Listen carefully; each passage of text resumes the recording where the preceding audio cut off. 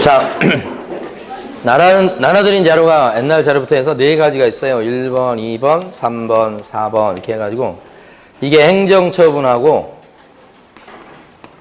벌칙이에요. 첫 번째가 한 장짜리였죠. 한 장. 매일매일 하셔야 됩니다. 이거. 두 번째가 기간이었어요. 기간 매일매일 할 필요까지는 없고 기간은. 세 번째 자료가 뭐가 있냐면 요것이 또 중요한데 요 세 번째가 중요 암기사항이 있어요. 암기사항.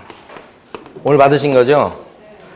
자, 요거 1번하고 3번을 매일매일 하셔야 돼.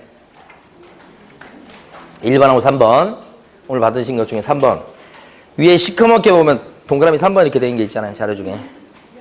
그거. 오늘 받으신 거. 3번 2장이지. 요건 1장이고. 그 다음에 이제 4번이 비교 정리 이렇게 돼 있잖아요. 비교 정리 이렇게 돼.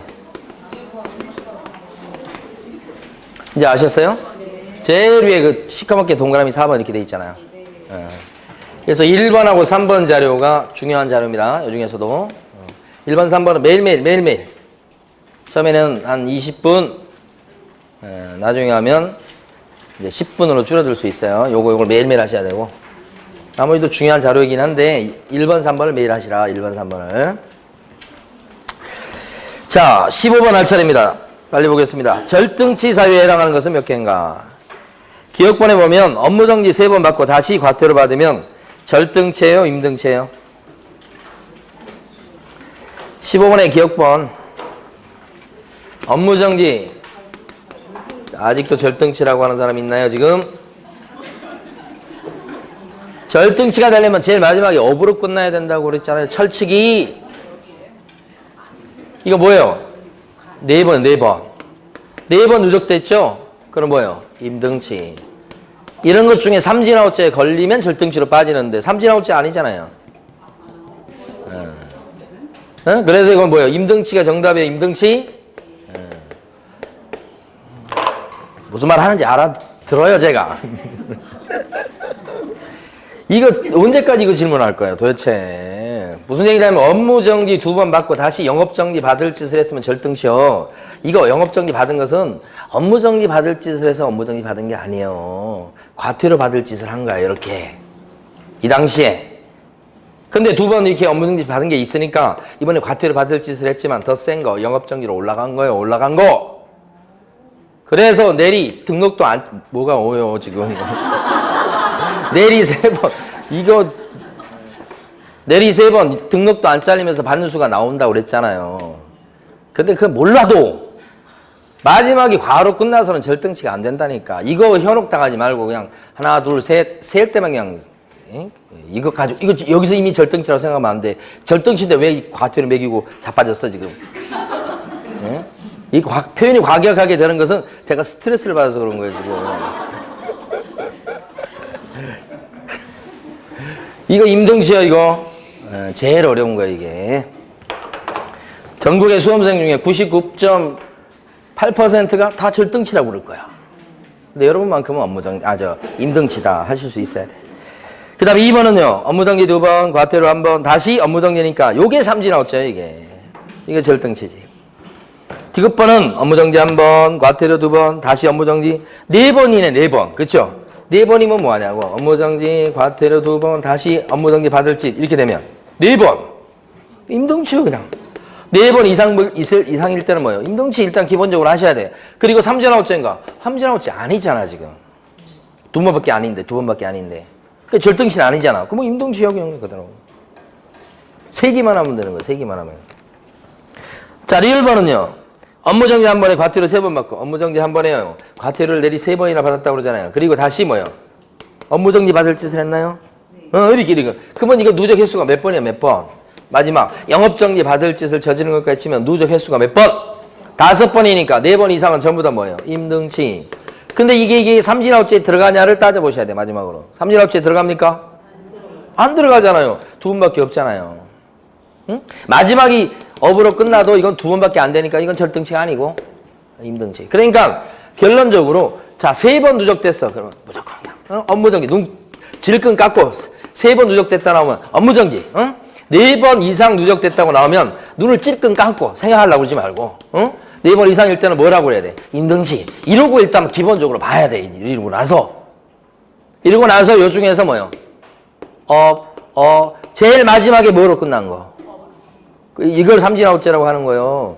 업무정지 받은 게 3번 이상 들어가 있는 게 안에 있어야 된다는 뜻이 아니고 마지막이 뭘로 끝나야 돼? 업무정지. 그걸 삼진아웃제라고 하는 거예요. 그것만 뭐로 빠지면 돼? 절등치. 그것만 절등치요. 요 중에서. 응? 됐어요. 15번도 많이 틀리셨어요. 이게 뭐 어떤 문제가 몇 프로 정도 정답률인지를 이게 시험 보는 학원에서 다 이게 통계가 나와요. 그래서 제가 그 통계를 갖고 있어서 말씀드리는 거예요. 16번요. 이것도 좀 많이 틀리셨는데 틀린 게 2번이에요. 왜 자료를 제출 안 했다고 나오죠? 왜? 대금 자료를 제출 안 하면 뭐예요? 삼천과죠. 대금 자료를 제출 안 했다. 이렇게 제출 안 했다는 뜻이요. 이게 제출 안 했다. 그러면 삼천과예요. 삼천과 이렇게. 거래 신고를 안 했을 때는요. 500과. 그죠? 그다음에 허위 신고했을 때는요. 거짓 신고, 허위 신고했을 때는요. 뭘까? 취득가액에 이런 경우는 나와야 되죠. 100분의 5 이하의 과태료. 5% 과태료. 5%라고 그러지만 5% 이하를 의미해요. 이하가 다 들어가는 거예요. 5% 이하의 과태료. 5% 이하의 과태료 이렇게. 그런데 요 중에서 이제 요 두 개는 딱딱 떨어져. 이게 이제 한 개밖에 없으니까 요게 많지. 그래서 여기서 뭐 옆에 조장, 방조, 요구 이런 거라든지 대금 자료 말고 대금 대금 외자가 들어가면 그것도 뭐예요? 500과예요. 그러니까 2번은 외자가 들어갔잖아. 왜? 그럼 3천과 그러면 안 돼요. 500과예요. 그래서 나머지는 다 맞는 것들이고요. 17번요. 틀린 것은 이렇게 했고요. 맞는데 5번이 어디가 틀렸어요? 다 맞는데 5번이 어디가 틀렸어요? 분리시켜서 관리할 수 있다가 아니고 분리하여 관리될 수 있도록 뭐요? 하여야 한다야. 분리하여 관리될 수 있도록 하여야 한다. 의무로 돼 있어. 그러니까 그걸 분리시켜 놓지 않으면 제재를 받는 거지. 어떤 제재를 받죠? 업무정지. 해석상 업무정지입니다. 안 지키면 5번이 틀린 거고. 18번요. 옳은 것은 이렇게 했고요. 이것도 정답률이 높아요. 1번 같은 경우는 다른 법의 규정에 따라서 중개업을 할 수 있는 법인이 특수법인이에요. 특수법인도 중개업을 할 수 있긴 하는데 보증 설정은 뭐예요? 하긴 해야지. 그렇죠? 대표적으로 지역농협은 얼마 이상? 1,000만 원 이상 이렇게 하는 거지.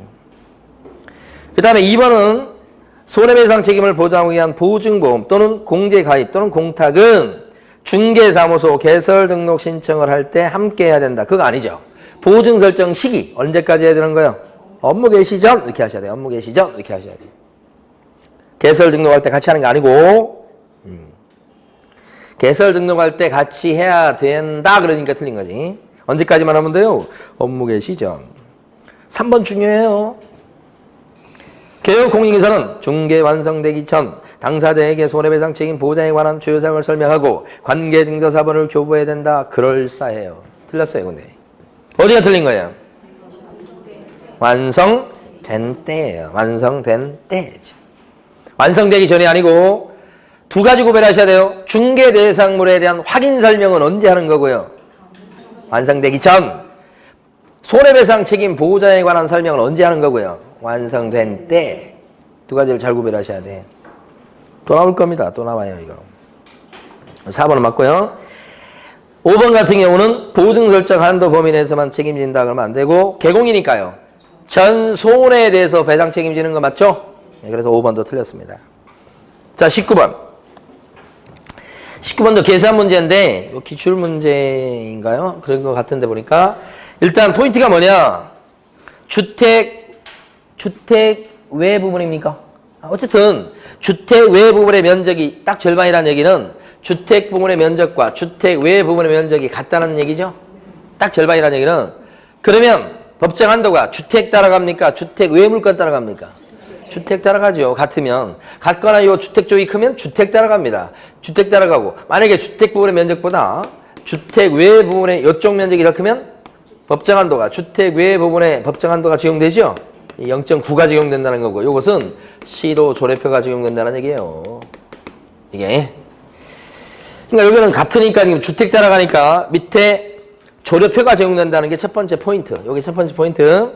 그 다음에 또 한 가지는 박스 보시면 매도인과 임차인이 같고 매수인과 임대인이 같다고 지금 나옵니다. 박스 안에 보면. 그건 뭐냐면 둘이 매매를 하고 매수한 사람이 그대로 매도인한테 뭐 했어요? 임대차 해가지고 세를 놨다는 뜻이죠. 사고 세를 놨다는 얘기예요. 이게 지금. 그러면 어떻게 될까? 사고서 세를 놨다 그러면 이때는 이건 못 받고 이거 한 건만 받는 거라는 거 아니에요? 이게 포인트죠. 매매 한 건만 받는 거예요. 그럼 매매건에 대한 금액이 얼마예요? 1억이잖아요. 그리고 이건 어차피 시도 조례표가 적용된다고 했고 1억이라고 한다면 밑에 조례표에 따르면 1억 그러면 5천 이상 2억 미만 칸에 들어가죠. 그게 0.5란 말이에요. 얼마예요 그러니까? 50만 원이죠. 한도 역은 있어요 없어요? 있긴 있죠. 근데 둘 중에 적은 거니까 요거요. 80만 원 아니고 그러니까 일반한테 받을 수 있는 복비가 얼마예요? 52요. 이렇게 된 거지. 그런데 여기서 묻고 있는 게 뭐예요? 일방을 물어본 게 아니죠. 쌍방한테 받을 수 있는 총액을 물어봤죠. 그러니까 정답은 진짜 정답은 곱하기 1을 하셔서 뭐예요? 100만 원. 이게 나오는 거죠? 네, 그렇죠. 그렇죠. 자, 그 다음에요. 20번 문제 많이 맞추셨는데 옳은 것은 이렇게 했고요. 틀린 것을 지적해드리면 자, 1번은 중갱이란 소공이 있어요. 그래서 소공이 계약서를 작성할 수 있겠죠. 뭐 소공이 계약서를 작성해 주었을 때 서명 및 할인은 개공만 하면 된다. 맞습니까? 소공이 같이 해야지. 그래서 틀린 거고요. 2번 지문은 요거 맞는 거고요. 많이 맞추신 이유가 2번 때문에. 2번 판례 아시죠? 중개도 안 했는데 함부로 계약서 써주고 그러면 안 돼. 그랬다가 혹시 사고가 나면 책임져야 돼. 그런 거 있었잖아요. 3번을 보면 2개 이상의 서로 다른 계약서를 작성해 주었다. 이중계약서예요. 그러면 어떤 제재를 받죠 이건? 개공일 때는. 자, 이중계약서 작성을 우리가 암기할 때는 거짤 따서 암기했어요. 거짓으로 기재해요. 그리고 여기에 같이 들어가 있는 내용이 이중계약서를 써요. 이러면 안 된다. 만약에 이랬다가 개공이 다운계약서나 업계약서를 쓰거나 이중계약서를 작성하면 개공은 어떤 제재를 받고요? 임등치 이렇게 되고요. 소공은 어떤 제재를 받고요? 자격 뭐요? 정지 이렇게 받고요. 격정지 이렇게. 그렇게 두 개로 나눠봐야 되니까 3번 틀린 이유 아시겠죠? 등록 취소 해야 된다가 아니고 뭐요? 할 수 있다. 4번이 틀린 것은 계약서 원본을 3년간 보존해야 된다. 계약서 원본 이렇게 돼 있죠? 몇 년간 보존해야 된다 그랬는데 3년이 아니고 5년이고요. 원본을 보존하는 게 아니고 뭐요? 4번을 보존하죠. 두 군데가 틀린 겁니다. 원본이 아니고 4번. 3년이 아니고 5년. 자, 5번. 거래계약서에 확인설명서 교부일자를 반드시 기재해야 되는 거죠. 거래계약서의 필요기사항 꼭 암기해 두셔야 됩니다. 오늘 자료 중에 보면 자료 중에 3번 자료에 들어가 있는 내용들이 지금 보시라는 얘기가 아니에요. 3번 자료에 보면 거래계약서 필요기사항 매년 시험에 나와요. 매년. 응? 그러니까 그걸 반드시 암기를 해 주셔야 된단 말이에요. 다음 주 시험에 나올 거야 안 나올 거예요? 나와요 또. 그 다음 주는 또 나와요. 그 다음 주는 또 나와요. 그게 거래계약서의 필요기사항이에요. 나올 게 딱 정해졌고 확실한데 도대체 점수를 못하면 어떻게 되는 거야? 암기해봐요 그러면. 권인표 조교는 계약일에 인도 금덩어리를 받았다. 이렇게. 권자가 뭐예요? 권리 이전의 내용. 인자는 뭐고요? 인자? 인적사항. 그죠? 표자는요? 물건의 표시. 그죠? 요 조자는요? 조건기한이 있을 때 조건기한. 조세 아니라고 그랬어요. 자, 교자는요? 확인설명서의 교부일자. 중요하죠. 그 다음에 요거. 여기 시험에 나온 거 아니에요, 지금. 요건 계약일. 요건 물건의 인도 일시. 요건 금자는 할인된 거래금액. 중요한 게 뭐가 들어가요, 여기에? 계약금액이 들어가요. 계약금액. 요게 핵심이요. 계약금. 해약금 역할을 하기 때문에 계약금은 반드시 필히 들어가야 됩니다. 이거 없으면 분쟁이 생겨요. 그러니까 계약금액 꼭 들어가야 되고, 그 다음에 그 지급일자. 그 다음에 기타 약정사항도 들어갑니다. 기타 약정사항, 이렇게. 우리 그 족집게 백설인가 그거 했었죠? 했었죠. 그거 문제고 그 똑같아요, 이거. 그 문제하고 똑같다고. 한번 찾아보세요. 진짜 있나 없나. 없을 수가 없어. 내용이 다 똑같아가지고 낼 것도 없어요. 응? 언제나 조심할 게 뭐라고 그랬어요, 여기서? 거래 금액과 구별해서 거래 예정 금액은 거래계약서 필요기사항이 들어갑니까? 예정 금액, 예정가. 안 들어간다고 그랬잖아요, 이거. 거래 금액이 들어가지 합의된 예정가 아니고. 그죠? 언제나 조심하셔야 되고. 자, 그 다음에 이제 넘어갑니다. 21번. 자격정지 기준기간이 3개월짜리인 것은 자격정지사유 반드시 암기하셔야 되죠. 자격정지사유는 어떻게 암기했었습니까? 자정에 이소란 사람이 거금을 갖다가 확인하고서 날이랄 걸 날이 안 했다. 이렇게. 이게 자격정지사유죠. 자격정지. 전부 다 누가 그랬다는 거예요? 소공이 그랬다는 거죠. 소공이 어떻게 했다고? 이중소속. 소공이 어떻게 했다고? 거짓기재. 거짓기재. 여기는 이중약삭성도 들어가 있어요. 금자는요? 7가지 금쟁이. 금쟁이라고 시험에 절대 안 나와요. 금쟁이 안에 들어간 내용 7가지를 암기하고 계셔야 돼. 뭐 증직, 상투, 수협, 판매 해야 돼. 자, 확은요? 이건 뭐예요? 확인 설명을 잘못했다는 뜻이에요. 아까 개공이 설명을 잘못하면 뭐예요? 500과 소공이 설명을 잘못하면 자격정지 했었잖아, 이게. 자, 인자는요? 인장 등록 및 사용할 의무를 위반했다. 이렇게. 그 다음에 이건 뭐예요? 서명 및 날인할 걸 안 했다. 이렇게. 서명 및 날인할 걸 안 했다. 그러면 뭐예요? 자격정지. 이때 서명 및 날인토록 되는 서류가 딱 2개밖에 없는데, 하나가 거래계약서 이런 거고, 또 하나가 확인설명서 그런 거죠. 자, 이렇게 해서 자격정지 사유가 이렇게 6가지를 암기했는데, 그 중에서 이제 형평성 때문에 기준기간을 정해놓은 게 있죠. 이렇게. 앞에 3개가 기준기간이 6개월짜리, 뒤에 3개가 3개월짜리. 이걸 물어보는 거잖아요, 지금. 그래서 1번은 거짓으로 기재했다는 거예요. 잘 보면. 여기에 들어갑니다. 거자. 거래계약서를 거짓으로 기재했다. 기준기간 몇 개월짜리? 6개월. 두 번째는요. 2개월 중개사무소에 소속되었다. 요거죠. 이중소속이죠. 기준기간 몇 개월짜리? 6개월짜리. 이렇게. 3번. 등록하지 않은 인장을 사용했다. 인장 얘기죠. 기준기간 몇 개월짜리? 3개월짜리. 4번. 하나의 거래가 중개 완성된 때 서로 다른 2개의 계약서를 작성해줬다. 이것도 여기 들어가요. 이중계약서 작성. 거자에 들어갑니다. 6개월짜리. 마지막. 거래상 중요사항에 관해서 거짓된 언행으로 의뢰인의 판단을 그르치게 하는 거. 의뢰인의 판단을 그르치겠다. 그러면 뭐예요? 금쟁이 중에 들어가니까 몇 개월짜리?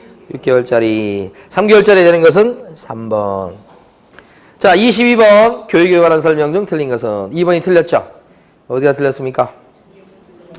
연수교육 대상자는 누구만 돼요? 개공이랑 36, 지금 22번에 2번이에요, 지금. 개공이랑 소공만 되지. 보조원은 연수교육 대상자에 포함되지 않죠. 그래서 2번 틀린 거고요. 나머지는 맞고. 23번.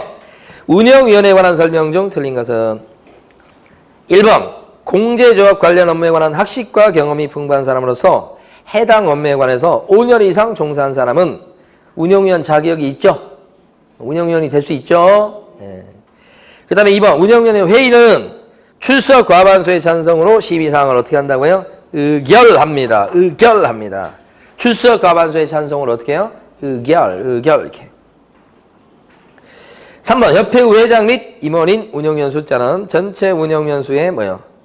3분의 1 미만으로 한다. 2분의 1이 아니고 3분의 1. 자, 금융기관에 임원 이상의 직에 있거나 있었던 사람은 운영위원 이촉 대수가 있다. 금융전문가는 현직, 전직 다 된다고 그랬습니다. 운영위원이 현직도 될 수 있고, 그 다음에 전직도 될 수 있고. 그런데 소비자 단체에서 일하고 그런 사람은요, 뭐만 돼요? 현직만 되고, 전직은 안 되고 그랬었죠? 네, 요거 잘 구별해 두셔야 됩니다. 시험에는 금융전문가는 나왔었어요. 여기는 아직 안 나온 거, 그죠? 이었던 자 그러면 안 됩니다. 소비자 단체에서는 이었던 자 그러면 안 되고, 현재 인자가 돼야 돼요. 네? 네. 현재 일하고 있는 사람만 되는 겁니다. 그 다음에 5번. 운영위원회 임기는 2년으로 하는 거 맞고 한 번에 안에서 연임할 수 있다. 이거 맞는 겁니다.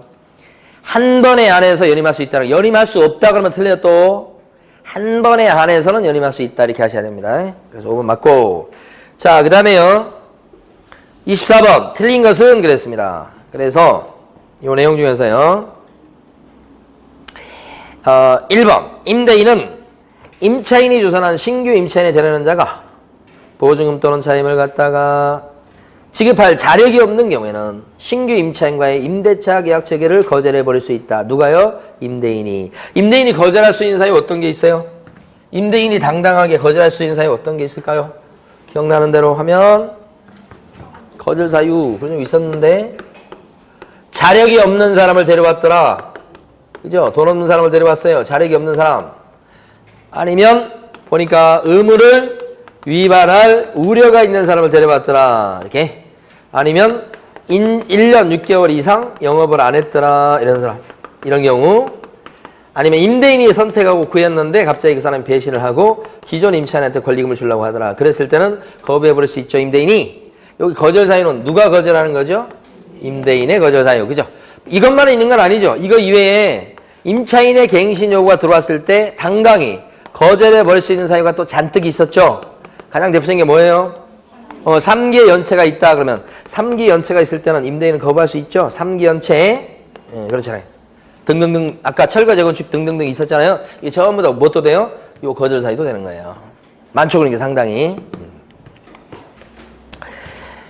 자, 그 다음에요. 2번 질문은 서울 지역에서 보증금 1억 원에 월세가 600입니다. 환산은 얼마죠? 7억이에요. 7억.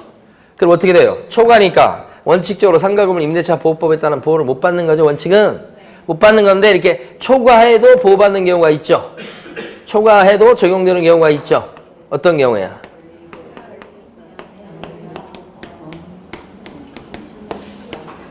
이렇게 대권갱신이라고 하는 게 좀 이상하잖아요. 대권갱신 3기 여기야. 3기나 갱신했다고? 그런 뜻이에요. 그리고 표준까지. 자, 요 5가지. 갱신, 여기 보면 적용보증을 초과해도 대항력은 인정받습니다. 또요. 권리금도 보장받습니다. 초과해도. 또요. 갱신 요구는 할 수 있습니다요. 또요. 3기 연체가 됐을 때 해지하는 건 적용됩니다요. 그 다음에 표준 서식을 갖다가 권장할 수 있다. 적용되죠? 이렇게.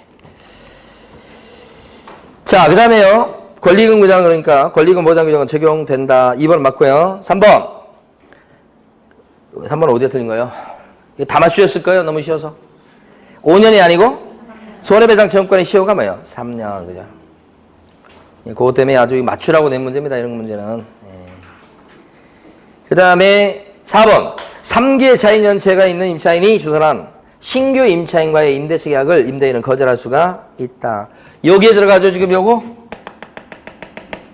여기에 들어가면 임대인이 뭐 해버릴 수 있다고? 새 임차인을 구해와도 거절해버릴 수 있다. 그게 지금 4번이에요. 고객님. 5번은요. 국유재산이나 공유재산은 권리금 보장금이 적용이 없어요. 아직도. 지금 이제 이번에 바뀐 건 뭐예요? 대규모 점포, 대규모 점포 이런 것은 이제 권리금을 어떻게 해? 보장해 주는 거예요. 이제는 옛날 안 된다고 그랬었잖아요. 근데 지금은 이제 뭐예요? 국유재산이다 그러면 또는 공유재산이다 그러면 이 공유재산에 대해서는 여전히 뭐예요? 권리금이 인정 안 되죠? 안 돼요. 이거는 아직까지도. 근데 이제는 뭐예요? 대규모 점포나 대규모 점포, 동대문시장 같은 경우 인정을 해주겠다는 거죠. 바뀐 부분입니다. 이번에 어제. 자, 그 다음에요. 5번은 맞는 거예요. 자, 25번. OX 하십시오. 그랬어요. 개혁본 보면 폐업기한이 1년을 초과한 재등록한 개혁금융회사에 대해서 폐업전 위반행위를 사유로 하는 등록 취소 처분을 할 수가 없다 그랬어요. 에? 등록 취소 못하면 몇 년 정도 됐어야 등록 취소 못하는 거예요. 폐업기한이 3년 넘어갔을 때. 그걸 우리가 이게 암기된 거야 돼요, 이게. 그러니까 1년을 3년을 고쳐야 맞는 겁니다. 끝을 고칠 게 아니고. 니은번 정책심의위원회는 국토교통부에 둘 수 있다. 정책심의위원회는 어디에 두는 거예요? 정책을 어디서 펼치는 거예요? 국토부. 운영위원회는요, 어디에 두는 거예요? 협회. 운영위원회 협회에 정책 나오면 국토부. 그죠? 근데 정책은 이럴 수도 있고 저럴 수도 있고 그러잖아. 그러니까 이 정책심의위원회는 둘 수도 있고 안 둘 수도 있고 그래요.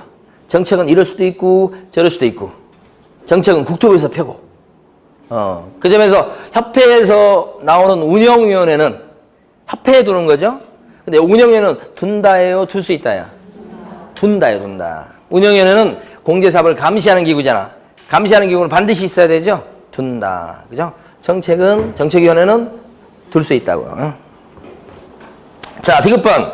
포상금 지급 결정은 포상금 지급 신청서를 제출받은 등록관청 또는 수사기관이 한다. 포상금 지급 결정, 그에 따른 지급은 누가 하는 거예요? 등록관청이 하는 거지. 수사기관 나오면 안 되고, 구별할 것은 그 전에 신고나 고발은 등록관청에 가서 신고 고발할 수 있죠.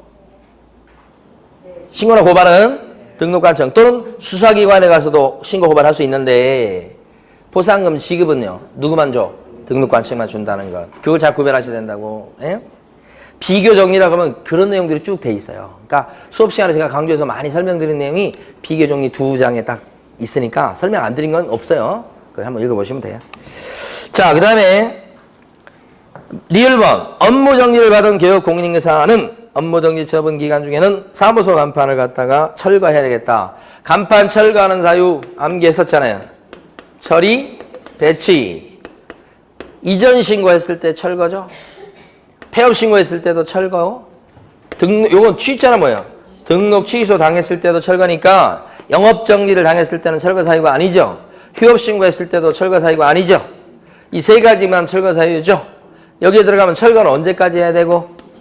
지체 없이 철거해야 되고, 이렇게 지체 없이 요거 알아두셔야 되고. 자, 그 다음에요. 그래서 니은번만 맞고 나머지는 다 틀린 것들이 되겠습니다. 정답은 4번이고 26번 외국인 특례입니다. 외국인 특례 1번. 외국인 등이 대한민국 안에 부동산 등을 취득하는 계약을 체결했을 때는 부동산 등을 취득한 날부터 6개월 내 신고관청에 신고해야 되겠다 그랬습니다. 계약이죠, 계약. 계약을 원인으로 취득했죠. 그러면 6개월이 아니고 뭐예요? 계약을 원인으로 했을 때 60일이잖아요. 계약이니까 60일. 언제부터 60일이에요? 계약일로부터. 취득일기로는 안 되겠고. 자, 2번. 외국인 등이 법원의 확정 판결을 원인으로 대한민국 안에 부동산 등을 취득한 때는 판결. 계약 외의 원인이죠. 이랬을 때는 6개월 내 신고하는 겁니다. 6개월 내 취득 신고. 언제부터 6개월이냐? 취득일로부터 6개월이죠. 근데 2번 지문에서는 뭐라고 해놨습니까, 지금? 취득한 때는 신고관청에 신고하지 않아도 된다. 틀렸죠? 취득 신고해야 돼. 확정 판결도, 경매도, 상속도, 환매권 행사도 다 취득 신고해야 됩니다. 취득일로부터 뭐예요? 6개월 이내. 취득일로부터 6개월 이내, 6개월이란 말이 빠져서 틀린 게 아니고, 여기는 신고하지 않아도 된다는 말을 했기 때문에 틀린 거예요. 3번. 자율환경보존법에 따른 생태경관 보존지역에 있는 토지를 허가도 안 받고 계약을 체결했다. 그러면 그때는 계약 자체가 무효가 되고 그 다음에 형사처벌감이죠. 2년 이하의 적이나 2천만 원 이하의 벌금으로 형사처벌 이렇게 되죠. 그러니까 그 앞쪽에 토지를 취득할 수 있으나 여기 틀렸지. 형벌은 맞아요. 2학년 2반이라고 구체로 쓰고 있지 않지만 형벌 받는 건 맞지. 근데 취득할 수 있으나 여기 틀린 거지. 무효인데 뭐. 자, 4번. 외국인 등이 주택법에 따라 아파트에 대한 공급 계약을 체결했을 때는 외국인 등 부동산 취득 특례에 따라서 계약일부터 60일 내 신고관청에 신고해야 되겠다. 주택법에 따라서 공급 계약을 체결했을 때도 외국인 특례에 따라서 취득 신고하게 됩니다. 이때도 계약을 원인으로 한 것이 되기 때문에 계약일로부터 언제까지요? 60일 이내. 외국인 특례도 공급 계약 나오죠? 외국인 특례도 공급 계약, 토건 공지 적용되잖아요. 외국인 특례도 부동산 거래 신고는 토건 공지 매매. 외국인 특례는 토건 공지 소유권 취득 이렇게 된다고. 그걸 구별하셔야지. 그래서 4번은 맞는 거고요. 5번. 외국인 등이 대한민국에 소지한 건물에 대한 소유권을 취득하려는 경우 외국인 부동산 취득 특례는 적용되지 않는다? 아니다고요. 아까 토건 공지 할 때 건이 뭐예요? 건물이잖아요. 그래요. 토건 공지 소유권 취득 그러면 외국인 특례 적용되잖아요. 적용되지 않는다 했으니까 틀렸죠. 옳은 것은 4번. 자, 20 몇 번에 이제 7번이죠. 정보망에 관련된 설명 중 틀린 것은 이거 좀 많이 틀리셨고 1번은 거래공사 사업자로 지정받기 위해서 신청할 때 수수료 냅니까 안 냅니까? 수수료 안 냅니다. 그죠? 그 다음에 2번 전국적으로는 500명 이상 그 다음에 2군데 이상의 시도에서 각 30명 이상의 개공이 회원으로 가입 비용 신청을 했어야 지정받을 수 있다는 뜻이죠. 2명 이상, 2개 이상의 시도요. 맞습니다. 이것도. 3번 법인인 기업 공인중개사는 거래정보사업자로 지정을 받을 수 있다 없다? 없다. 왜요? 14조 때문이다. 그죠? 14조는 부동산 정보 제공 그런 게 없잖아요. 4번 거래정보사업자로 지정을 받고자 하는 자는 운영규정을 정해서 국토교통부 장관의 무엇을 얻어라? 승인을 얻어라. 이거 맞을까요? 받고자 하는 자가 아니고 뭐예요? 받은 자입니다. 받은 자. 또 나옵니다. 이것도. 낼 게 그런 것밖에 없어요. 자, 그 다음에 5번은 자격증 사본을 갖다가 구비서로 제출할까요? 5번. 지정 신청할 때 자격증 사본 내냐고. 그거 확인해 보지 않을까요? 확인은 해보지 않는다. 여기는요, 지정 신청할 때 구비서류에 공인중개사 자격증 사본이 들어갑니다. 자, 4군데를 구별하시라고 그랬어요. 처음에 사무실을 갖다 등록 신청할 때는 자격증 사본 제출합니까? 등록 신청할 때 안 내죠. 확인하게 돼 있으니까. 분사무소 설치 신고할 때 자격증 사본 제출합니까? 책임자의 자격증 사본 제출 안 하죠. 확인해 보면 되니까. 그런데 거래정보 사업자가 되겠다고 지정 신청할 때는요, 제출해야 됩니다. 마지막 하나는 매수인청 대리인이 되겠다고 지방법원장한테 신청할 때는 자격증 사본 제출합니까? 제출합니다. 법원하고는 연계가 안 돼 있습니다. 그러니까 스스로 입증할 수밖에 없지요. 4가지 지금 했죠? 자, 그 다음에요. 밑에 이제 28번 갑니다. 옳은 것은 그랬습니다. 1번. 임대차 계약을 알선한 경우 개별 공시가 및 건물의 공시가격은 기재하지 않는다가 아니고 기재를 생략할 수 있습니다. 임대차니까 기재를 생략할 수 있다 이렇게 표현해야죠. 기재하지 않는다 그러면 틀린 말이고. 자, 2번 환경요건은 개업 공인중개사가 확인한 사항을 기재합니다. 먼저 아실 건 환경요건은 기본 확인사항입니까? 세부 확인사항입니까? 세부 쪽이니까 세부 확인사항은 특징이 뭐예요? 자료를 요구해갖고 확인한 것을 적어주는 거 아니에요. 그러니까 이때는 자료를 요구하여 요 말이 들어가줘야 됩니다. 그 다음에 확인한 사항을 기재합니다. 이렇게 하셔야 돼요. 요구하여가 빠져서 틀린 겁니다. 집어넣어 주셔야 되고. 3번에 건전항일 때는요, 실제 제목을 적습니까? 채권 최고액을 적습니까? 채권 최고액이죠. 4번에 나와 있는 도시계획시설, 지구단위 계획구역, 그 밖에 도시관리계획 이렇게 계획자가 들어가죠. 그러면 개공이 직접 뭐요? 확인해야 됩니다. 확인해서 적어준다. 이게 맞죠? 5번에 보시면 관리에 관한 사항이라고 나옵니다. 관리에 관한 사항란에 적는 거 뭐가 있을까요? 관리에 관한 사항란에 적어주는 항목 뭐가 있어요? 2개밖에 없는데 경비실하고 관리주시하고. 근데 이 관리에 관한 사항은 기본 확인 사항입니까? 세부 확인 사항입니까? 기본 쪽이에요. 기본. 그러니까 요구하여 이 말 들어가면 안 되지. 기본인데 세부 확인 사항에 들어갔을 때가 요구하여 확인한 것을 적는다 이렇게 하는 거고. 자, 29번 갑니다. 세부 확인 사항에 해당하는 것은, 자, 대중교통은요 13가지 항목 중에 어떤 항목이 들어갑니까? 입지조건. 그렇죠. 입지조건이니까 입지조건은 기본적이죠. 그렇게. 그 다음에 단독 경보용 감지기라고 하는 것은 어디에 들어가느냐? 소방이고. 소방은 뭐예요? 내외부 시설물의 상태죠. 소방은. 그럼 내외부 시설물의 상태는 기본입니까? 세부입니까? 이게 세부지. 그 정답이 2번인 거죠. 중개보수 및 실비의 금액, 요것은 13번째 항목이죠? 마지막 항목이죠? 얘는 기본 확인사항입니까? 세부 확인사항입니까? 기본도 아니고 세부도 아닌 것이죠. 별개 항목입니다. 그 다음에 건물의 공시가격은 예정 금액 등 칸에 적어주는 거지. 그쵸? 쉽지 않아 이거? 자, 공시지가나 개별 공시지가나 건물의 공시가격은 어디에 적어준다고요? 거래 예정 금액 등 칸에 적어주는 거야. 그럼 거래 예정 금액 등 칸에 적어주는 게 3가지죠? 예정 금액, 개별 공시지가, 건물의 공시가격 3가지 적어주죠. 근데 이 예정 금액 등은 기본입니까? 세부입니까? 기본 쪽이지, 기본 쪽.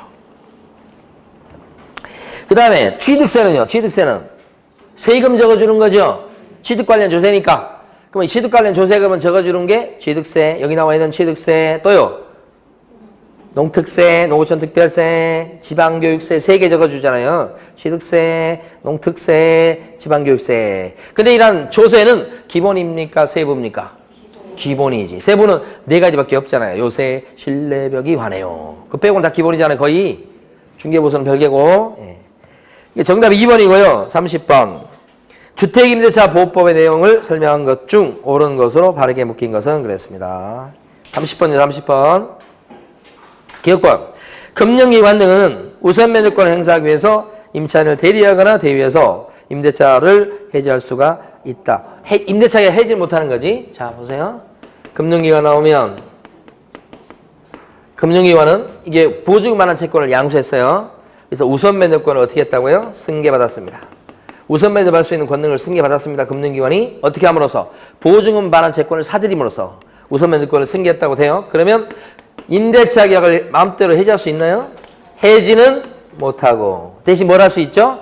자신의 우선 면제권을 지키기 위해서 임차권 등기 명령 신청을 할 수가 있죠. 임차권 등기 명령 신청을 할 수가 있는데 이 등기 명령 신청은 직접 하는 겁니까? 대위하는 겁니까? 대위해서 하는 거죠.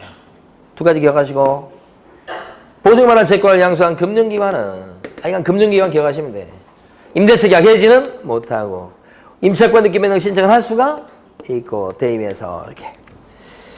자, 니은번 임대차 계약을 체결하려는 자는 이 사람은 아직 이해관계인이 아닌 사람입니다. 따라서 임대인의 동의를 받아야만 확정일자 부여기간에 정보 제공 요청을 할 수가 있다. 맞죠? 니은번 맞죠? 임대차 계약을 체결하려는 사람은 이해관계인이 아닙니다. 이해관계인은 임대인의 동의가 필요 없고 임대차 계약을 막 체결하려는 사람은 임대인의 동의가 필요하고 잘 구별해 두셔야 됩니다. 혼동하시면 안 돼요. 디귿번 임차인은 임대차 기간이 만료되기 전 6개월부터 1개월까지 갱신 요구를 할 수 있다. 이에 대해서 임대인은 정당한 사유 없이 이를 거절하지는 못한다 그랬어요. 근데 이게 주택임대차 아닌데 이거. 그쵸? 지금 방금 전에 읽은 디귿번은 뭐예요? 그죠? 갱신 요구권이잖아요. 갱신 요구권. 그러니까 주택임대차는 갱신 요구권이 없죠? 그래서 틀린 거지. 1번 임대인은 2개차 임년차가 됐을 때 임대차 계약을 해지할 수 있다. 틀렸다. 2기간이라 3기다. 그러면 안 돼요. 상가가 3기고 여기는 좀 주택이죠. 주택은 2기 연차가 있을 때 해지 사유가 된다고요. 그래서 리얼번이 또 맞습니다. 그래서 맞는 것은 니은번하고 리얼번 2개가 맞는 거죠. 자, 31번 가시겠습니다. 포상금 제도에 관한 설명 중 틀린 것은 이렇게. 자, 포상금 제도에 대해서 31번에 보시면 포상금 제도가 자 보세요. 칠판에서 그냥 다 설명드려버립니다. 2편 부동산 거래 신고 등에 관한 법률이 있죠. 거래 신고 등에 관한 법률 거기에 따르면 포상금이 걸려있는 사람 3사람입니다. 여기 포상금 걸려있는 사람이 거, 허, 목 이렇게 돼요. 거목 있죠. 거목 큰 나무 거, 허, 목 이렇게. 중개사 법령상 제1편 중개사 법령상 포상금이 걸리는 사람은 누구예요? 1편에서는 양부모. 포상금 제도가 2군데 나오잖아요. 1편 공인중개사법에서 포상금 걸리는 사람은 누구? 그렇죠. 양부모. 여기 3사람이죠. 이렇게 많이 아실 거고 여기는 뭐예요? 거, 허, 목 이렇게. 이게 뭐냐? 거디 신고한 거예요. 거디 신고. 이 부동산 실거래가 신고할 때 허위 신고한 거라고요. 허위 신고하면 어떤 제재를 받습니까? 제재 받는 건 취득가액의 5% 이하의 뭐요? 과태료죠. 과태료. 5% 이하의 과태료 이런 제재. 자, 그 다음에 요 허자는요. 허가 안 받았다. 그죠? 토지거래 허가 안 받으면 어떤 제재를 받습니까? 2년 이하의 징역이나 30% 이하의 벌금이요. 이건 뭐예요? 목적대로 허가받은 목적대로 이용을 했다고요? 안 했다고요? 안 했다고요? 이렇게 하는 거지. 예? 허가받은 목적대로 이용 안 했다. 이렇게 하는 거지. 요 2가지가 이제 토지거래 허가제도에서 나오는 제도죠. 만약에 허가받은 목적대로 이용 안 했다면 어떤 제재를 받을까요? 어떤 제재? 어떤 제재 받아요? 이행강제금이라고요. 과태료가 아니고 이행강제금 어떻게 받아요? 취득가액의 10% 이하 10% 이하의 이행강제금은 10% 이하. 이건 과태료고 여기는 과태료고 이 3가지 거허목 여기가 포상금 걸려 있는 거야. 근데 포상금을 갖다가 언제 주느냐 보면 이때는 입증자료 입증 자료를 내야 됩니다. 구체적으로 허위신고한 입증 자료를 내고요. 입증 자료를 제출하고 또요. 그 다음에 과태료가 매겨졌어야 됩니다. 과태료가 부과됐어야 됩니다. 그랬을 때 포상금 줘요. 근데 여기는 좀 땡겨준다고 형사처벌이니까 우리 중개사법령 1편처럼 공소 제기 또는 뭐요? 기소유예. 여기 나와 있는 요 세 가지 경우는 자격증 양도되어 한 거, 등록증 양도되어 한 거 받은 거 다 얘기하고요. 1항 1반이요. 이것도 뭐요? 부정 등록이죠. 거짓 등록이죠. 3항 3반이요. 이거 무등록 중개업자죠. 3항 3반이요. 이렇게. 이거 형사처벌이니까 언제 포상금을 준다고 돼 있어요. 전부 다. 공소 제기가 되거나 검사가 공소 제기하거나 또는 뭐요? 검사가 죄를 인정해서 기소하다가 할 뻔하다가 안 한 거죠. 이랬을 때 준다고 그러잖아요. 저게 이게 형사처벌이니까 그대로 온 거예요, 지금. 이게 형사처벌 아니잖아, 두 개는. 이건 뭐예요? 이거 언제 포상금 주는 거야? 지급 조건이. 이행, 명령. 그렇지. 잘하시네. 이행, 명령이 있을 때 미리 준다고 그랬잖아, 이거냐. 도대체 얼마나 주느냐 그랬을 때 이게 이 부과된 과태료의 5분의 1을 떼어줘요. 나라에 거기서 부과 과태료에 뭐예요? 20%를 갖다가 포상금 준다고 5분의 1 떼어준다고. 근데 1,000만 원은 못 넘죠.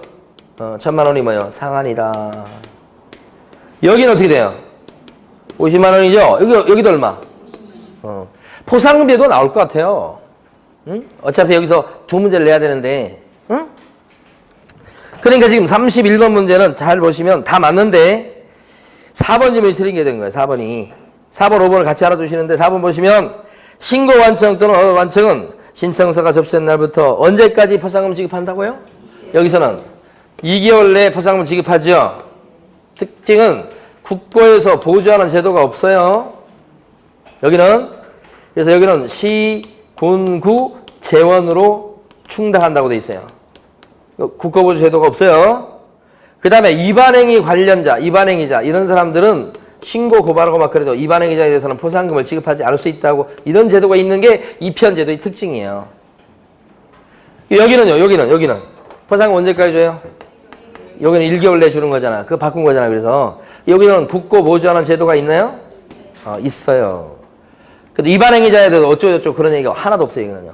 여기는 있는데 여기 특징이 국고 보조하고요. 2개월 요거하고 두 개 특징이에요. 이게 핵심이에요. 핵심. 자, 그 다음에 32번 가시겠습니다. 고용인에 관련된 설명 중 틀린 것은 이렇게 했고요. 다 맞는데 자 5번 지문 가보십니다. 개업 공인중개사의 업무상 행위로 인한 손해 발생에 대해서든 고용인도 개업 공인중개사와 연대해서 손해배상 책임을 집니다. 아무 생각 없이 5번을 읽잖아요. 맞는 것처럼 느껴져요. 업무상 행위고 그래. 고용인도 같이 책임지고 그렇지. 많이 들어본 말이잖아요. 그런데 가만히 보면 이건 사장님이 사고 친 거야 지금. 근데 어떻게 고용인한테 같이 책임지라고 그렇게 하겠어요? 말이 안 되는 얘기지. 5번 틀린 겁니다. 많이 맞추셨죠? 33번에 보면 매수신청 대리인 나옵니다.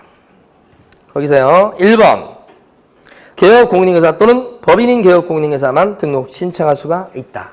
이 말은 부칙개공은 안 껴준다 이 말이죠. 그 다음에 2번 매수신청 대리인이 사건 카드, 확인설명서, 보수 영수증 자 거기에다가는 중개사법령상 등록해놓은 도장으로 날인해야 되겠다. 이 세 군데는 전부 다 서명 날인 등록돼 있어요. 사건 카드도 확인설명서에도 영수증에도 서명 날인요.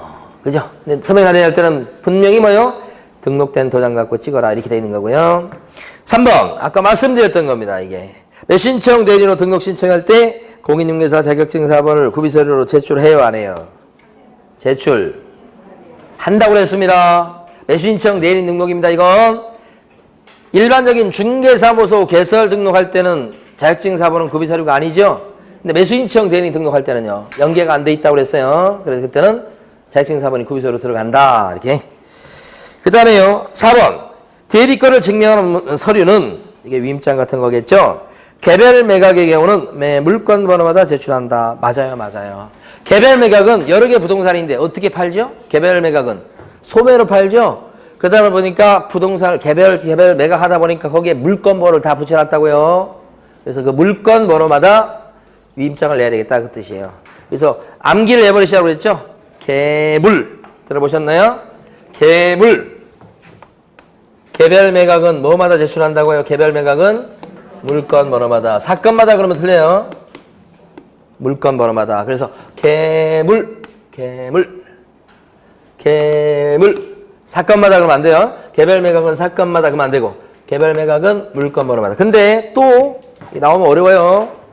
일괄 매각의 경우 이렇게 바꿀 수 있어요? 일괄 매각의 경우는 매 물건 번호마다 제출한다. 그러면 맞아요, 틀려요? 일괄 매각이 아니고 무슨 매각이라고요? 개별 매각. 개불, 개불, 개불. 예? 자, 그 다음에요. 5번 질문은 매수신청 대리는 사무소 명칭이나 간판에다가 법원의 명칭이나 휘장을 표시해야 된다. 말도 안 되는 소리요. 예? 원칙적으로 표시해서는 안 되는 거예요. 다만 어떤 경우가 있죠?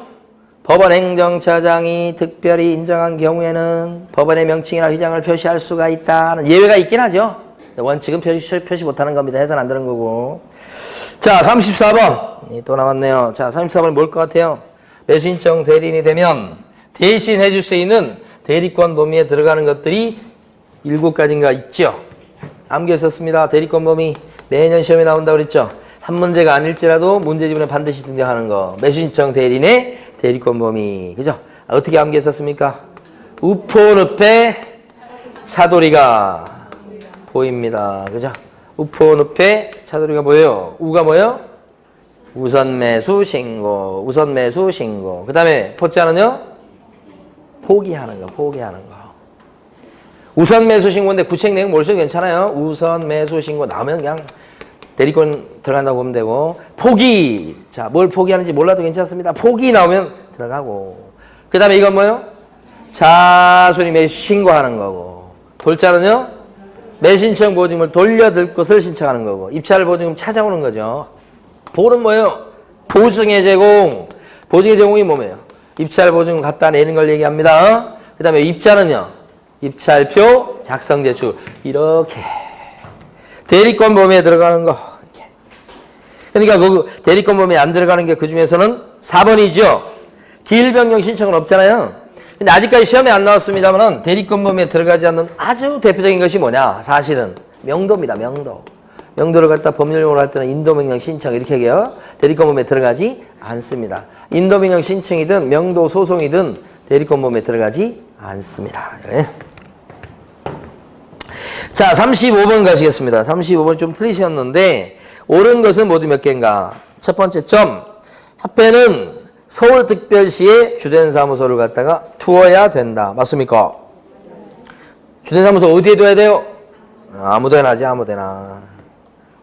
주된 사무소를 꼭 어디에 둬라. 그런 법은 없지요. 그 다음에 두 번째 점. 협회에 관해서 중개사 법령에 규정된 것 외에는 민법 중 조합에 관한 규정을 적용하는 게 아니고 사단법인에 관한 규정을 적용하죠. 자, 세 번째 점. 협회는 정관으로 정하는 바에 따라, 이거 정관 중요하다고 그랬습니다. 국토부령 아니라고 그랬어요. 자율적으로 정하는 정관으로 정하는 바에 따라 광역시에다가 지부를 둘 수 있다. 여기 지금 여기 광명시에 두는 건 뭐예요? 지회. 그죠? 경기도에 두는 건 경기도 지부, 광명시 지회. 이렇게 생각하셔야 돼. 그걸 기억하셔야 돼. 지부, 지회 뭐 이렇게 생각하지 마시고 경기도 지부, 여러분 입장에서 광명시 지회. 경기도 지부니까 시도에 두는 거고. 그 다음에 광명시 지회니까 시군구 거기에 둘 수 있다죠. 네. 자, 그 다음에 네 번째 점. 협회는 책임 준비금을 다른 용도로 사용하고자 했을 때는 금융감독원장의 승인을 얻어야 되겠다. 틀렸죠? 우리 암기한 게 하나 있는데 암호처럼 공책 승인, 공책 승인, 공책 승인, 공책 승인. 승인자 하면 전부 다 100% 누구의 승인? 국장의 승인. 그죠? 공제 규정을 만들거나 바꿀 때 승인. 국장의 승인. 책임 준비금을 다른 용도로 전용할 때 승인. 요게 지금 문제 나온 거죠? 책임 준비금을 다른 용도로 사용하게 됐을 때는 국장이 뭘 받아야 된다? 승인. 그죠? 금감원장의 승인 그러면 틀립니다. 국장의 승인. 이렇게. 자, 다섯 번째 점. 책임 준비금의 적립 비율은 공제료 수입액의 100분의 10 이상으로 정해야 되겠다. 자, 책임 준비금의 적립 비율은 책임 준비금.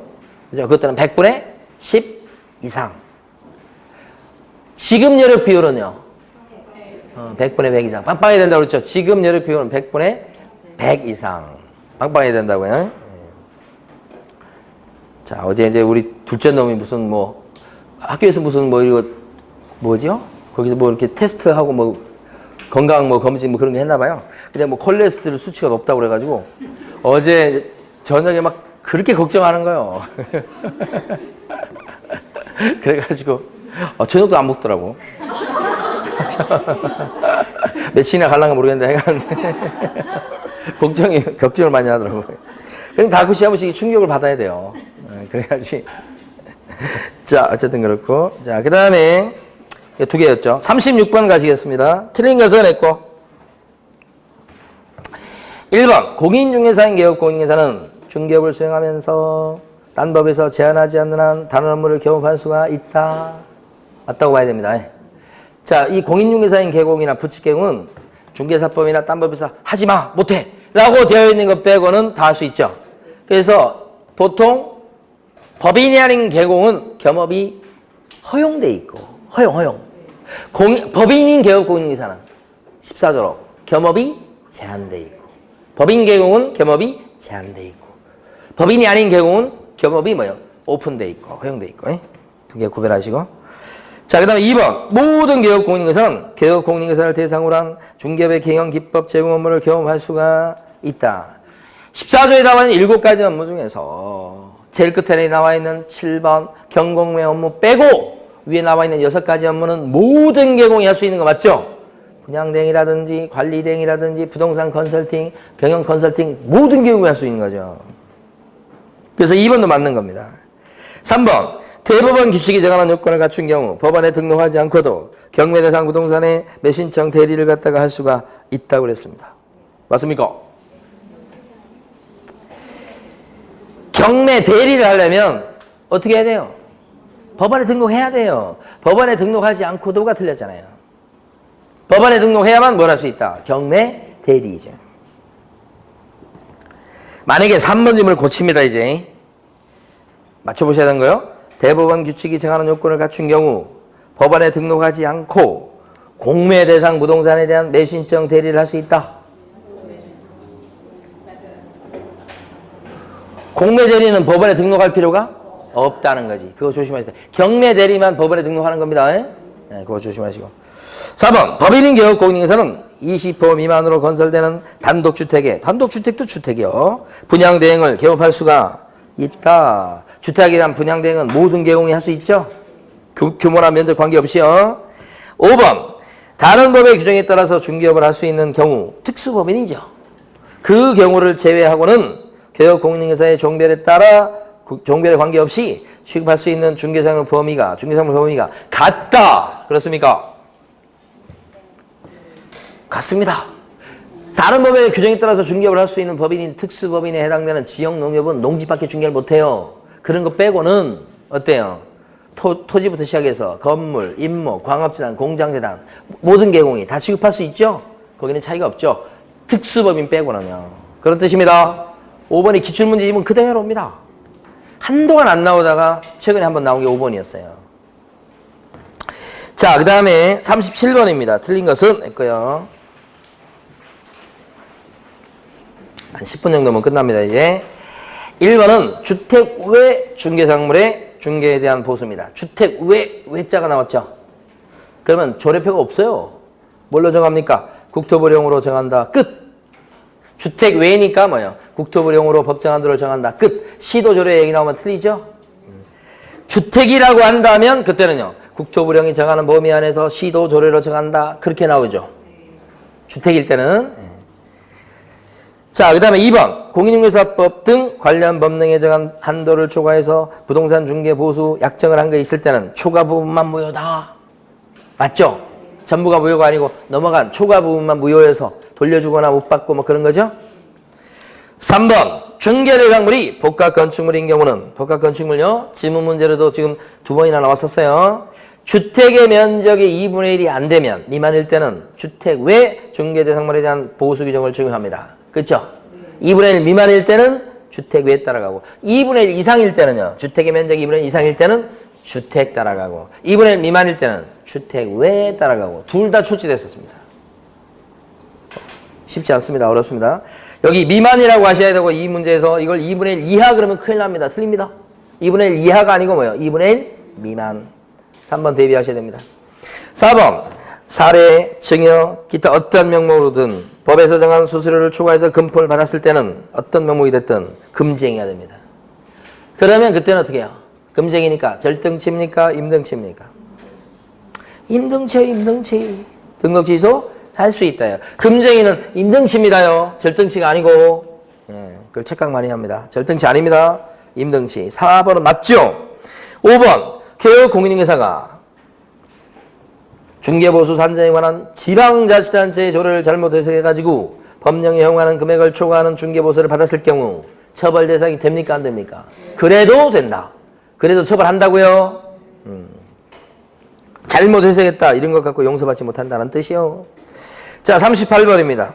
금지행위에 해당되지 않는 것은 1번 권리금 계약을 알선하고 수수한 권리금의 10%를 보수로 챙겼다. 괜찮아요. 왜냐하면 권리금 계약을 알선하는 행위가 중개가 아니잖아요. 그걸 이해하셔야지. 중개가 아니기 때문에 법정 상한선이 없잖아요. 얼마 챙겼든 간에 관계없어요. 금지가 안 됩니다.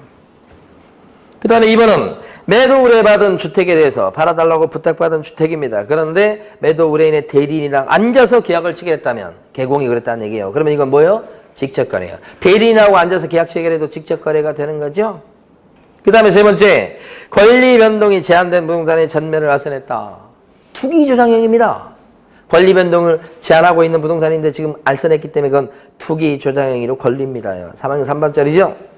4번은요. 등기된 임목, 이것도 중개대상물에 들어갑니다. 그 중개대상물에 대한 매매업을 했으니까 금지행위죠. 우리 몇 자를 따서 암기했던 거 있잖아요. 수협, 판매 할 때 몇 자, 1항 1반짜리요. 그래서 금지행위. 5번 업무상 알게 된 개발업자로부터 입수한 확정되지 않는 개발계획을 이용해서 타인에게 그 지역 이면을 매입하도록 권유해서 매매계약을 체결하게 되었다. 확정되지 않았기 때문에 이건 나중에 소개했다가 만약에 그게 계획이 무산되거나 그랬을 때는 판단을 잘못하게 만든 거 아니에요? 네, 그래서 판단을 그렇지 않은 행위다 이렇게 얘기해요. 그렇죠? 근데 사실은 확정되지 않는 그 개발 계획이다 그랬을 때 오히려 일반인한테 알려지지 않았을 때가 더 어떻게 보면 대박을 터뜨릴 수 있는 시기 아닙니까? 근데 이거 풀린다는 소문이 있어. 빨리빨리 이거 사둬. 막 이렇게 해가지고 샀는데 진짜 풀렸어 봐. 대박이죠. 그래서 우리 옛날 어르신들 중에 보면 진짜 보면 사기꾼하고 큰 사업가하고는 종이 한 장 차이라고 그러잖아요. 예? 큰 사업가 아주 막 사업에 성공했어요. 그 사람이랑 막 교도소 왔다 갔다 하면서 사기친 사람이랑 종이 한 장 차이라고. 그런 얘기를 많이 듣는데 진짜 그런 것 같기도 해요. 이 판단을 그렇지 않은 행위다. 아니면 사기다. 경계선이 있어요 거의. 사실은. 예. 자, 그러면 어쨌든 시험에서는 5번은 금쟁이라고 하셔야 됩니다. 예. 실제 이제 현장에 가시면 여러분들이 많이 이제 소개시키겠습니다만은. 자, 39번입니다. 틀린 설명은 했어요. 1번. 변호사의 업무에 법률 사무가 있는데 거기에는 중개행위가 당연히 포함되므로 포함돼요? 만약에 이 법률 사무에 중개행위가 포함되면 변호사는 변호사 자격증 갖고 중개업을 해버릴 수 있다는 얘기예요. 아니잖아요. 그러니까 이 법률 사무에는 중개행위가 당연히 포함되는 것이 아니므로 중개사무소 개별 등록 기준은 적용된다 이렇게 하시는 겁니다. 두 군데가 틀린 겁니다 지금. 그래서 결국 변호사일지라도 중개사 자격증을 따야만 중개업을 갖다가 떳떳하게 할 수 있다는 뜻이 됩니다. 결국은 2번 자격증 사본은 등록 신청 시 제출할 구비서류에 해당되지 않는다. 아까 매수신청 대리인 등록 신청할 때는 자격증 사본은 구비서류에 들어가고 3번 등록관청은 중개사무소 개설등록 환자가 보증을 갖다가 설정했는지 여부를 확인하고서 별지제 6호서식의 중개사무소 등록증을 어떻게 준다. 등록증은 지체 없이 교부 이렇게. 그 관련해서 등록의 통지를 그 전에 해줄 때는 등록의 통지는 며칠이네, 7일이네. 등록증 교부는 지체 없이 이렇게 구별하시고 4번 중개사무소 개설등록 신청서 서식에서 개업 공인중개사의 종별로는 법인과 공인중개사만이 있다. 맞습니까? 응? 개설 등록 신청서 서식에서 개업 공인인증사가 개업 공인인증사 종별로는 법인과 공인인증사만 있는 거 맞죠? 법인일 때는 법인 개공이 되는 거고 공인인증사일 때는 공인 개공이 되는 거예요. 5번 업무정지 중인 개업 공인인증사는 그 기간 중에 폐업하고서 다시 등록 신청할 수가 없죠. 영업정지 기간 중에는 폐업까지만 하는 건 돼요. 폐업했다 다시 등록 신청하는 것은 인정될 수가 없다. 틀린 게 1번이었죠? 40번요. 조정대상 지역 내 10억 원의 아파트 매매를 알선했습니다. 지금 개업 공인인증사가 알선했기 때문에 부동산 거래 신고할 때는 3번에 나와 있는 개업 공인인증사의 사무소의 상호나 전화번호는 신고사항에 들어갑니다요. 개공이 알선했기 때문에 들어가는 거 맞죠? 3번. 그런데 이게 투기과열지구가 아니고 조정대상 지역이라고 나와 있으니 부동산 거래 신고사항에서는 자금 조달 계획은 어떻게 빠지겠죠? 그래서 여기서 신고사항에 안 들어가는 건 뭐예요? 자금 조달 계획. 나머지는 다 들어가는 건데 역시 마찬가지입니다. 부동산 거래 신고사항은 출제 영순이라고 생각하셔야 됩니다. 다음 주에 또 낼 겁니다. 부동산 거래 신고사항은 출제 영순이. 왜냐하면 이게 바뀐 게 얼마 안 됐어요. 작년에 바뀌었잖아요. 그래서 분명히 출제가 될 겁니다. 아마 출제돼도 한 문제로 출제될 가능성이 높아 보여요. 그러니까 부동산 거래 신고사항은 잘 암기해 주시고. 그 다음에 이제 제 카페 아시는 분도 계실 수 있습니다만은 그 다음에 보면 카페 중에 고중원의 공인인증사법 이렇게 치면 나오는데 거기에다가 한 짤막짤막한 그 강의를 올려놓은 게 있어요. 그게 뭐냐면 복습용 동영상에서 올려놓은 게 있어요.